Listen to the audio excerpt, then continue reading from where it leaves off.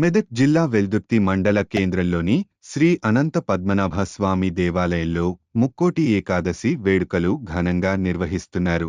శుక్రవారం ముక్కోటి పర్వదినం పురస్కరించుకొని అయ్యప్ప మాలదారులు అనంత పద్మనాభ స్వామికి పంచామృతాలతో అభిషేకాలు, అష్టోత్తర నామాలతో పూజా కార్యక్రమం నిర్వహించారు. రంగురంగుల పూలమాలలతో పట్టు వస్త్రాలతో స్వామివారిని అలంకరించి ధూప దీప నైవేద్యాలు సమర్పించి భక్తులకు దర్శనం కల్పిస్తున్నారు.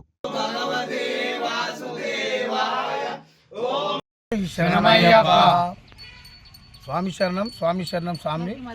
ఈరోజు ముక్కోటి ఏకాదశి సందర్భంగా మన మల్లన్నగుట్ట వద్ద ఉన్న అయ్యప్ప స్వాములందరూ కలిసి ఈ వెల్దుర్తిలో అనంత పద్మనాభ స్వామి దగ్గరికి వచ్చి పంచామృత అభిషేకం చేసి ఆరతి తీసుకొని దర్శనం చేసుకోవడం జరిగింది. స్వామి ప్రతి సంవత్సరం కూడా ఈ అనంత పద్మనాభ స్వామిని ఈ ముక్కోటి ఏకాదశి నాడు సందర్శించాలి, మేము దర్శనం చేసుకోవాలనే మా కోరిక ప్రకారం ఈరోజు అనంత పద్మనాభ స్వామిని మేము దర్శనం చేసుకోవడం జరిగింది.